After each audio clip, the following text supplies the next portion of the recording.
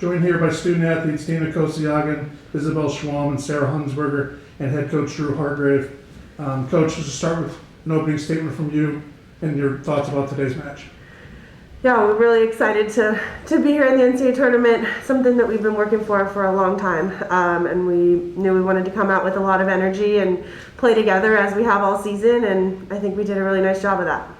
And for the student athletes, that first set, you certainly got off to a hot start. Just kind of talk about what was going on out there in the court as you won that first set. Yeah. Oh, sorry. Yeah, I think we were just really excited to be here, and so we wanted to put our all into the first set and show everyone why we were selected to be here, and we just are really excited to play. And then what was today's experience like for you, Dina? I just had a lot of fun. This is also my first time at the NCAAs, so I'm just really excited to have this opportunity, and I'm really, really grateful for every single one of my team members because we couldn't have done it without any of them. And then Isabel, coming into today's match, what were you feeling?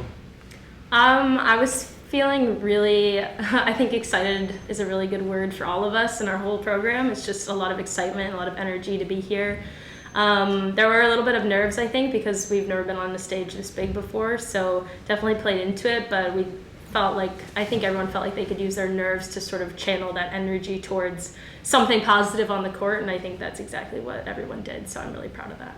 And then UMass-Boston really gave you a run for your money there in the third set. Kind of talk about getting into a little bit of diversity like that, but still closing them out.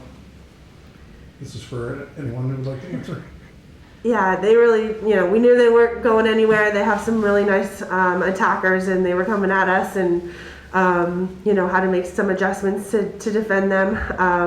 I think closing is something that we've worked on. Having that grit at the end is something that we've really grown into as a team this season, and we showed that again today.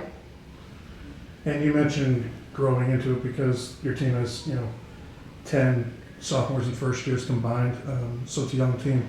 For the student athletes, what's it been kind of seeing the group come together this year? I think we've talked to, the upperclassmen talked about bringing in such a large group of freshmen because we have 8, and we talked about being super inclusive and making sure everyone is heard and has a spot on the court, and I think we saw the growth really quickly, and we grew close very quickly, even during the first 2 weeks of preseason, and that I think was key to our success and where we are right now. Yeah, they've matured really quickly into great players, and they've all made contributions, and I feel like we worked really hard to bring them into our culture and into our family, and I would hope, and I think they do feel that they've been brought in a great way, and we're definitely peaking at this point in time because our season has gone well, and we've really just continued to come back to each other even when things get rough, complicated, tight, like in our third set today. So I'm just really proud and really amazed at how much they've matured and how they show up on the volleyball court. And then looking towards tomorrow, it's 2 teams that you haven't faced an awful lot. MIT only 3 times, and last in 2016, and you've never faced Eastern Nazarene.